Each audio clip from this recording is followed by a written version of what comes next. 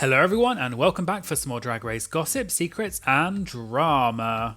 So I'm back for another Roscoe's recap, and this viewing party was for All Stars 9 episodes 2 and 3.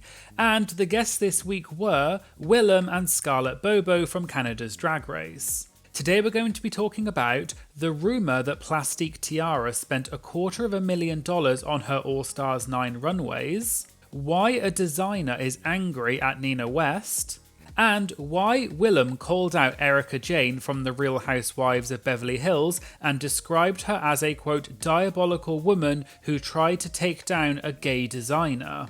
All that and more coming up in today's video, so let's get started.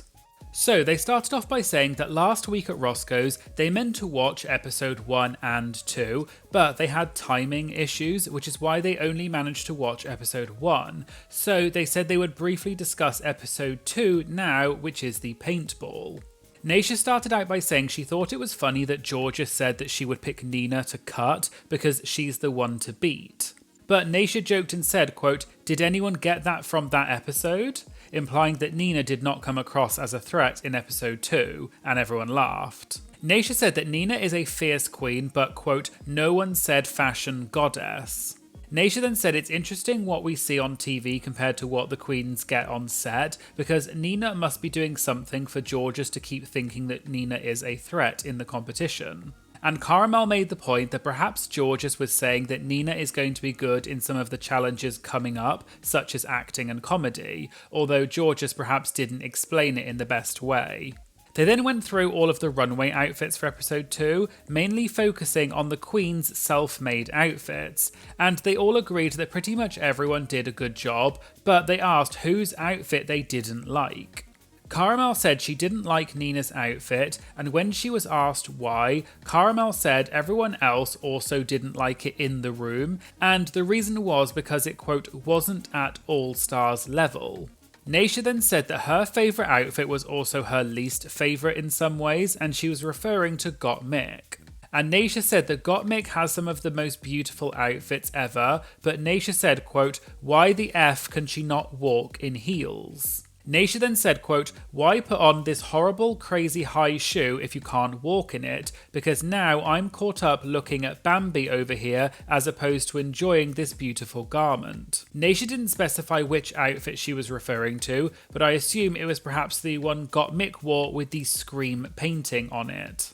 Caramel did say that Gottmik did start off more as a makeup artist rather than a performer, so that might be why. Naysha then used Saphira Crystal as an example and said that Saphira sacrifices the fashion part of her shoes so that she can move and dance. They also talked about the fact that some outfits, such as Gottmik's, are really heavy. And Naysha and Batty said that when you do pageants, such as Miss Continental, you also have to wear heavy outfits. But the difference is that for pageants, you often practice wearing the outfit multiple times, whereas maybe on Drag Race you're rushed and only get the outfits right before filming starts, so maybe the queens, such as Gottmik, just didn't have time to rehearse walking in the outfits, so that might explain it. So that was it for episode 2, and they then moved on to episode 3 and Willam and Scarlett Bobo came out. So they asked Willam if she had been watching All Stars 9, and Willam said she'd watched each episode a few times because you watch it the first time at the club and you're a little bit, quote, effed up.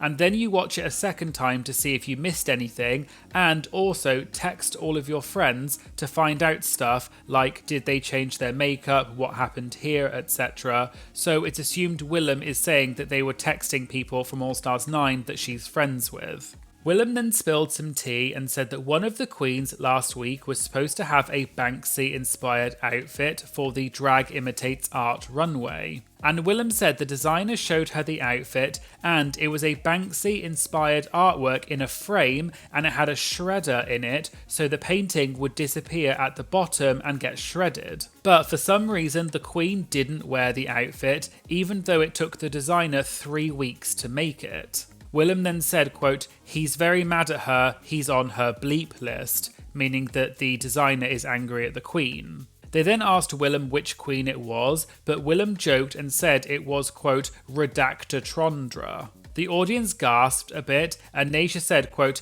"that sounds hard, it sounds brickish, it sounds like Nina, I'm just kidding."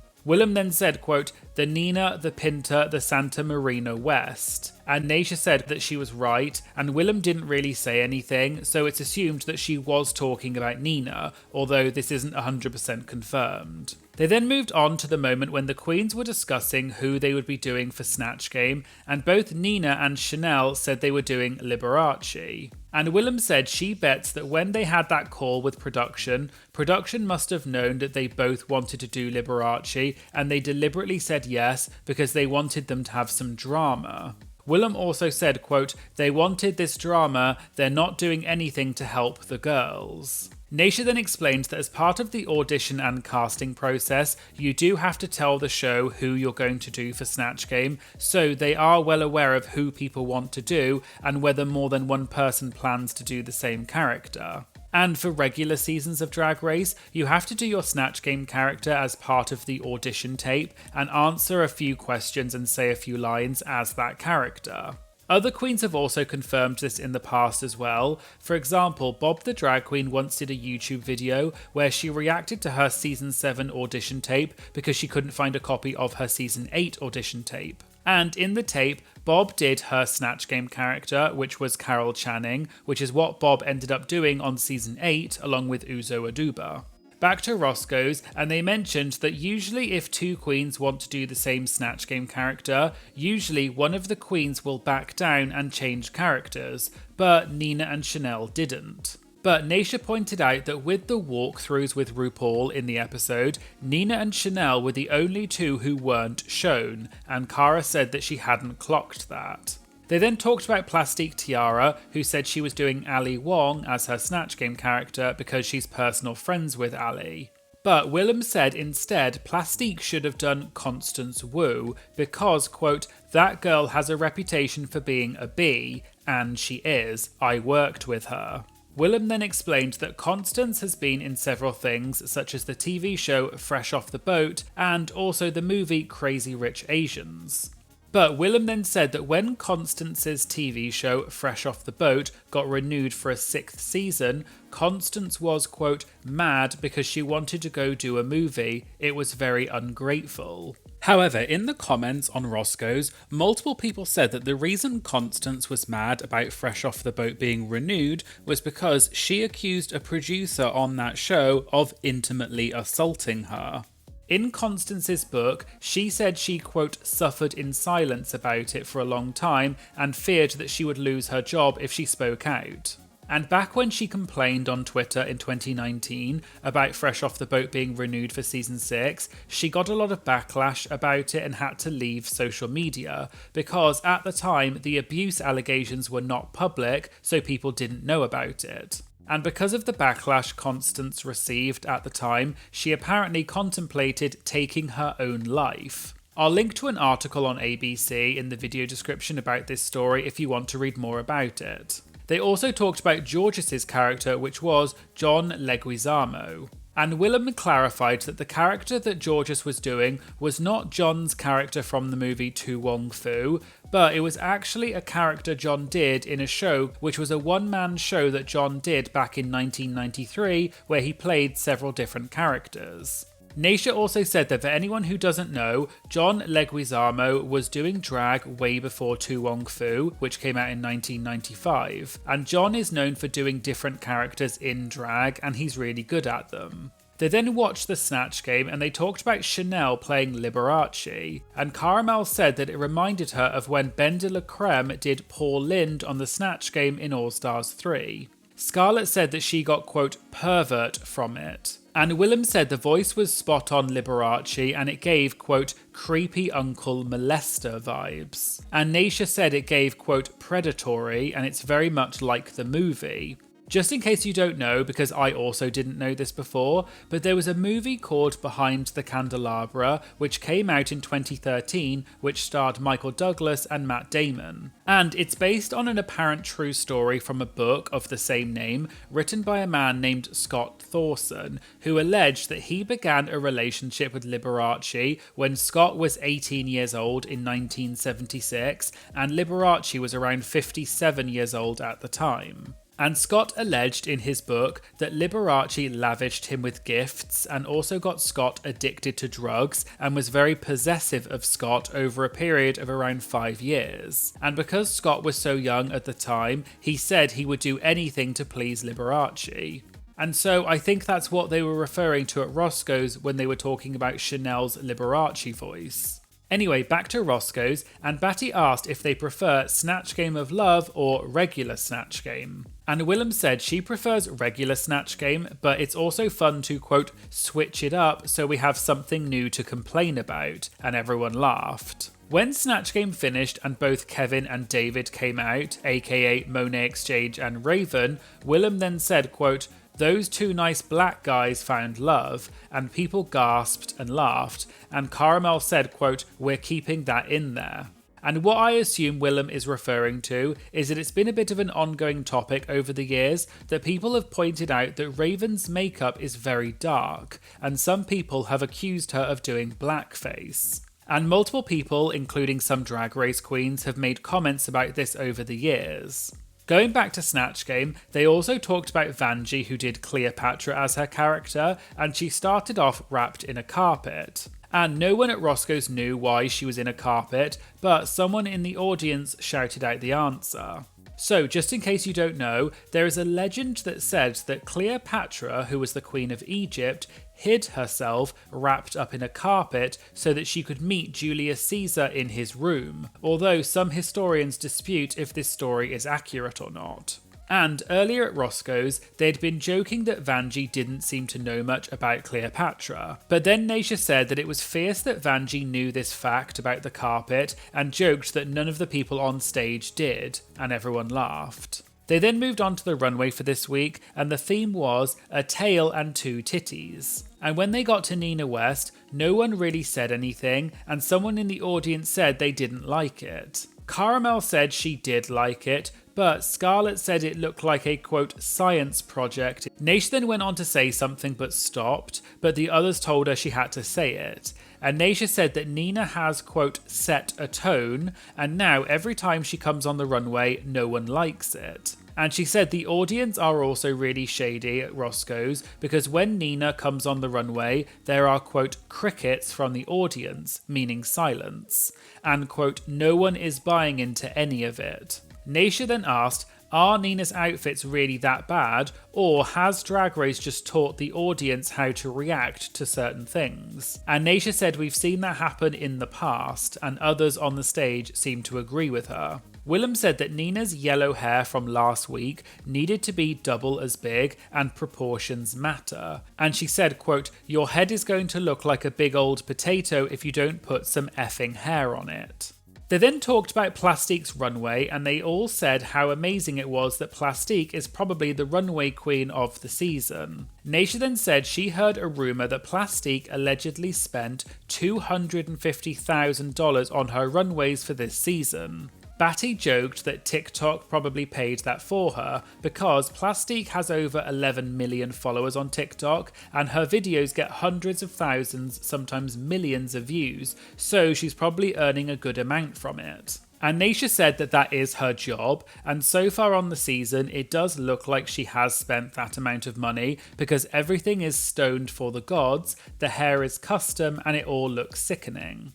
I tried to find to see if there was any proof about Plastique spending $250,000, but I couldn't really find anything. However, we know that other queens have spent a lot of money on Drag Race. In fact, I did a whole video about it which I'll link to in the description. But in an article with Pink News, it was mentioned that Mistress Isabel Brooks apparently spent around $100,000 on her runway looks for season 15. Gothy Kendall had said that she spent the equivalent of $25,000 on UK vs the World 2. And Isis Couture apparently spent the equivalent of $50,000 on Canada vs the World. So we know that the queens often do spend huge amounts of money to go on the show, although $250,000 would be a huge amount and it would probably be the biggest amount ever spent if it's true. Okay, so now let's move on to the Q&A. One of the questions that came up earlier at the viewing party was that they had mentioned Gottmik started off as an assistant for Mathu Andersen. Many of you will know that Mathu Andersen used to be RuPaul's makeup stylist and photographer, and he was featured on the show a few times. But then Mathu apparently had a falling out with RuPaul at the beginning of season 9 and left the show. I have talked about this subject before, and there is also a lot of tea surrounding this story. You can also check out Green Gay's video about Mathu, which is really informative, and I'll link to it in the description. The person in the audience asked a question for Willam, who is friends with Mathu, and the question is, how is Mathu doing? Because Mathu did have major health concerns and other issues over the years, and Willam has talked about this in interviews before. Willam said that Mathu is doing the same as last time Willam saw him, and he is, quote, communicative when you see him, and you can hold a conversation with him if it's something he wants to talk about. Another question was about Willam's Borrowed Blessing Bureau, which is Willam's collection of clothes and other items that Willam will sometimes loan out to other people, but they have to sign the items in and out because they're expensive. And the question was, what was the worst condition an item was brought back in, and who did it? Willam said there was a wig that Simone once wore, but Todrick was the last one who wore it, and when he returned it, there was apparently wig glue all over it. Willam clarified that 2 of Todrick's assistants took the wig off his head and returned it, so it's not exactly Todrick's fault. But she said that she had yelled at Todrick and he had, quote, atoned for it. Willam also said Todrick is a, quote, nice guy and he doesn't owe her any money, and everyone laughed. And this is presumably a reference to the fact that Todrick has been accused in the past of not paying his workers. Willam also told a different story, which I believe is about Todrick, and she said that he filmed a music video in Ukraine just before the war broke out, and he left a pair of Willam's shoes behind, which she was really mad about. But he gave her a designer jacket instead, and then she stole something from Todrick's closet when he wasn't looking. And Willam said Todrick is still allowed to borrow stuff from her, and for example, in his latest video, he has black and white hair on, and he's wearing 2 of Willam's dresses. After that, Willam was holding out her phone and presumably reading a text message, and Willam said that she, quote, got some intel that Marco, who is a friend of hers, made Plastique, Gottmik, and Jorgeous' looks for this episode. An audience member then asked if they know if any of the queens passed on being on All Stars 9 and if any of the cast were alternates. Naysha said she doesn't really know about that, but what she does know is that almost all of them, except Chanel and Nina, were asked to do All Stars 8, but when they found out that there were going to be eliminations, they all said no. Another audience member then brought up that Willam has made several comments about Erika Jayne, who is on The Real Housewives of Beverly Hills, and they asked Willam if she knew any more details about this. Just to briefly explain, as it is quite a complex story, Erika Jayne is on the reality TV show The Real Housewives of Beverly Hills, and she has been in a lot of legal trouble over the years because her ex-husband Thomas Girardi, who is a lawyer, was accused of embezzling money that was meant for the families of victims of a plane crash. And Erika was involved because people said that the money was put into a company in Erika's name, and they alleged that Erika's divorce from Tom may have been a sham in order to hide assets. And Erika may have been involved in the embezzlement charges. However, in 2022, a judge ruled that they could not prove that Erika was involved, but the case is still ongoing against Erika's ex-husband. But what Willam is referring to is a different story involving designer Marco. So, Willam once tweeted and referred to an article in the LA Times and tagged Erika Jayne in the tweet where she said that Erika had, quote, spearheaded a false/malicious prosecution against LGBT designer Marco. According to the LA Times article, one of the founders of Marco, named Christopher, said that he had designed outfits for Erika Jayne going back years, but she always just told them to charge everything to her American Express credit card. However, Christopher is now suing Erika because he alleges that Erika conspired with 2 of her assistants, as well as an employee of American Express and someone in the Secret Service, and they apparently fraudulently accused Christopher of wire fraud and identity theft, claiming that Christopher put false charges on Erika's credit card of around $900,000. However, Christopher is claiming that this is untrue and that Erika just wanted to get out of paying for all of the costumes that Marco had made for her over the years, because Erika and her husband apparently couldn't afford the bill, so instead she allegedly committed fraud. And back in 2017, the Secret Service, who not only protect the president, but they also have power to investigate credit card fraud, apparently did a raid on Marco's warehouse because they said they were investigating these claims of credit card fraud.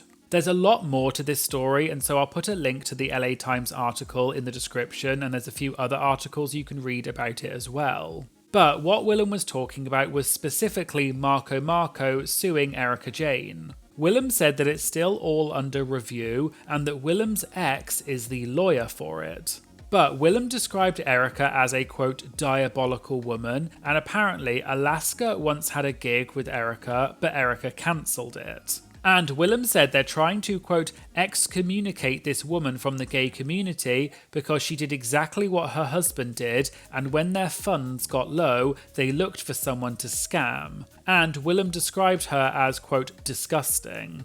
Willam also said that apparently some evidence had gone missing from the case and questioned what that means. But Willam ended by saying, quote, ACAB, which is an acronym meaning all cops are bastards, and Willam also said, quote, I don't trust nobody. Then later on, Willam spilled some unrelated tea about All Stars 9 and said that when you see the credits on the show this year, there is no one credited as a wig stylist. And that's because there is no one doing wigs this year, and I presume they mean the wigs for RuPaul, but I'm not sure. Whereas previously there had been someone doing wigs. And Naysha said it was the same on All Stars 8, that there was no one in charge of wigs, and in fact, Raven ended up having to style the wigs they already had. Another audience member then mentioned that earlier in the viewing party, Willam had mentioned that she wrote jokes for Lady Camden for Drag Race, as well as a few others, and they asked what the tea is on that. Willam said that if you watch her roasts on YouTube, you can see a lot of the same jokes that she gave to Lady Camden. For example, when Lady Camden said, quote, I just look at your drag and I think, man. That was Willam's joke that she gave to Lady Camden, as well as many others. And Willam said that all of the queens that go on Drag Race hire queens or other writers to write jokes for them, and they ask queens such as Willam, Jackie Beat or Bianca Del Rio to help them with the jokes. Naysha also said that queens get some people to help them pre-prepare song lyrics, which the queens will take with them to help with the songwriting challenges, so all of the queens get help with lots of different things. And finally, they mentioned the drama that happened on the pit stop last week, which I covered in a previous video, which was when Violet and Trixie said that bearded queens needed to shave. And there was some backlash about it. They then asked Caramel's point of view on this, as she is a bearded queen. Cara joked and said that she thought that it was, quote, disgusting and that she has never done bearded drag. But Cara said she thinks it's just Violet and Trixie's opinion and she doesn't think Violet was being malicious, but Willam said that she was. And Naysha said that there is some truth to that, and some queens don't want to shave their beard because they look, quote, busted as a man without a beard. And Naysha spilled some tea and said that back when COVID was happening, she was also getting ready to compete for Mr. Continental, so she was growing her beard. And so she wore a face mask because she was trying to hide her beard. So there you go, there was the Roscoe's recap for All Stars 9 episode 2 and 3. Which part of this video surprised you the most? And what do you think of All Stars 9 so far? Let me know in the comments.